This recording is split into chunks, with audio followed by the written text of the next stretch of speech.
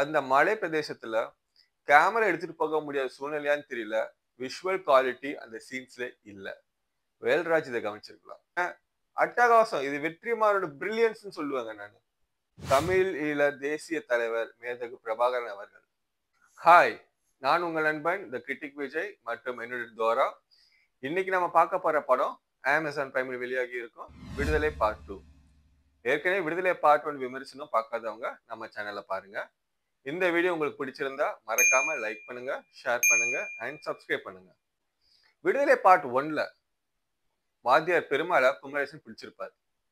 Part 1ல குமரேசனை சுத்தி தான் கதை நடக்கும். படத்தோட முக்கிய கேரக்டரான வாத்தியார் பெருமாளை பத்தின டீட்டெயில் குறைவா இருக்கும்.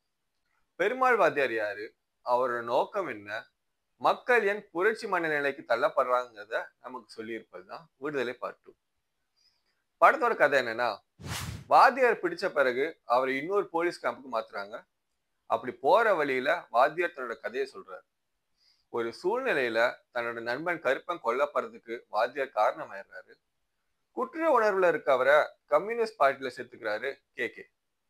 கம்யூனிஸ்ட் பார்ட்டியில வேலை செய்யும் போது மகாலட்சுமியை காதலிச்சு திருமணம் செஞ்சுக்கிறாரு. ட்ரெயின் குண்டு வெடிப்ப வெறும் மிரட்டல் உத்தியா பண்ண நினைச்சதும் குண்டை வெடிக்க வைக்கிறது உண்மையா நோக்கம் இல்லைன்னு சொல்ல வாத்தியார் குண்டு வெடிப்ப மனித தவறுகளால நடந்த சூழ்நிலைய எடுத்து சொல்றாரு. வாத்தியாரோட எக்ஸ்பிளனேஷனை கேட்ட கூட வந்த போலீஸ்காரங்களுக்கும் வாத்தியார் மேல நல்ல அபிப்பிராயம் வந்தது. வாத்தியாரோட கும்பல் ஒரு அட்டாக்கை நடத்தி வாத்தியாரை தப்பிக்க வைக்கிறாங்க. அவரை போலீஸ் பிடிச்சாங்களா இல்லையாங்கிறது தான் கதை. பெருமாள் வாத்தியார விஜய் சேதுபதி குண்டு ரெடி பண்ணும் போது தன்னோட தோழர்கள் பலியாகும் போது அழுது சரியும் போதும் செத்து கிடக்கிற கேக்கையை பார்த்து பேசும் காட்சிகளும் போதுங்க அவரோட நடிப்பை பத்தி சொல்றதுக்கு. ஒரு போராட்ட குழு தலைவன் எப்படி இருப்பான், அவன் ஆயுதம் ஏந்தி போராடும் நிலைக்கு எப்படி தள்ளப்படுறான்னு தன்னோட நடிப்பால உணர்த்தியிருக்காரு. Class acting from Vijay Sethupathi, இதுல எந்த மாற்று கருத்தும் இல்லை. ஆக்ரோஷமான டிஏவா வர சுந்தரேஸ்வரன், கொஞ்ச காட்சிகள்ல வந்தாலும் துடிப்பான இளைஞரா கென் கருணாஸ் மனசுல நிக்கிறாங்க. விஜய் சேதுபதி தன்னோட காதலை சொல்ல தடுமாறும் பொழுது, நீ என்ன சொல்ல வரன்னு எனக்கு தெரியும், ஆனா தெரியாத மாதிரி காட்டிக்க மஞ்சு வாரியர் ஒரு லுக் விடுவாங்க பாருங்க, அவங்கள நடிப்ப சொல்ல அந்த சீனை போதும். இந்த படத்துல வர இன்னொரு ஹைலைட் கேரக்டர் சீஃப் செக்ரட்டரி அவர ராஜீவ். கோவப்படும் மந்திரியை ஹேண்டில் பண்றதாகட்டும், பெருமாளை பிடிக்கிறதுக்கான ஸ்ட்ராட்டஜி டிஸ்கஷன்ஸ் ஆகட்டும், ராஜீவ் அப்படியே அந்த சீஃப் செக்ரட்டரிக்கான பாடி லாங்குவேஜ் கொண்டு வந்து அசத்துறாரு. வெல்டன் ராஜீவ்.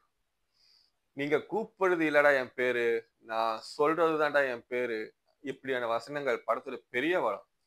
கம்யூனிச சித்தாந்தங்கள் தொடர்பான காட்சிகள், முக்கியமா கே வரும் காட்சிகள்லாம் வசனங்கள் அருமையா இருந்துச்சு. இன்னொரு வசனம், இன்னைக்கு இருக்கிற எவ்வளவு பேருக்கு தெரியும், அவங்க காலில் போடுற செருப்புல இருந்து, தோல்ல போடுற துண்டுல இருந்து, ஞாயிற்றுக்கிழமை லீவு, தீபாவளி, பொங்கல், போனஸ்னு உன்ன மாதிரி தோழர்கள் அடிபட்டு உதப்பட்டு ஜெயிலுக்கு போய் எதிராளிகளாலையும் அதிகாரத்தாலையும் கொலை செய்யப்பட்டு வாங்கி கொடுத்ததுன்னு அட்டகாசமான டைலாக். ஆனாலும் சில அதிபுத்திசாலிகள் இன்னும் நம்ம நாட்டுல இருக்கு. 70 மணி நேரம் 90 மணி நேரம் வேலை செய்ய, ஞாயிற்றுக்கிழமையும் வேலை செய்யணும் மாடர்ன் ஸ்லேவரி உருவாக்க பாக்குதுங்க. சரியான பைத்தியங்க ப்ரோ. இதுங்களெல்லாம் வச்சு நம்ம வாழ்ந்துட்டு இருக்கோம். என்ன பண்றது? ஐயோ, ஒன்னும் சொல்றதுக்கு அதை பத்தி விடுங்க.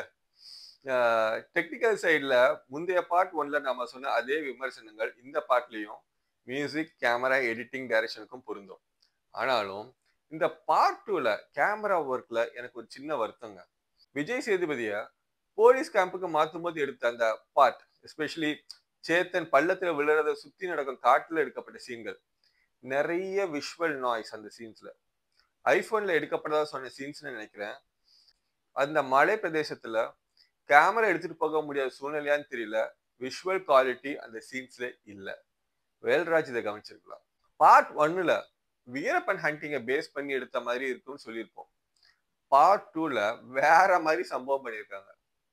போராளி குழி தலைவனுக்கு ஒரு பெண் குழந்தை 2 ஆண் குழந்தைன்னு காட்டினப்போவே ஒரு சின்ன பிளாஷ், இது அவரு குடும்பம் மாதிரியே இருக்கேன்னு எனக்கு வந்துச்சுங்க. சரி, அப்படிலாம் இருக்காதுன்னு பார்த்தேன். தன்னை சுத்தி இருக்கிறவங்களை காப்பாத்துறதுக்காக மக்கள் படைத்தலைவன் சரண்டர் ஆகிறாரு. சரண்டர் ஆறவங்களை கொல்லக்கூடாதுங்கிற விதியை காத்துல பறக்க விடும் அதிகாரம் அவரை கொல்றாங்க. திரும்பவும் டேய், திரும்ப அவரை தான் சொல்றாங்களோன்னு தெரிஞ்சிச்சு எனக்கு.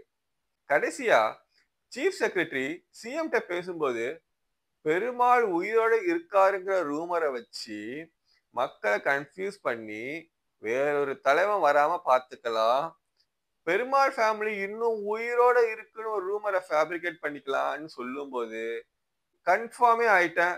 அட்டகாசம், இது வெற்றிமாறனோட பிரில்லியன்ஸ் சொல்லுவாங்க. யார ப்ரோ சொல்றீங்க நீங்க?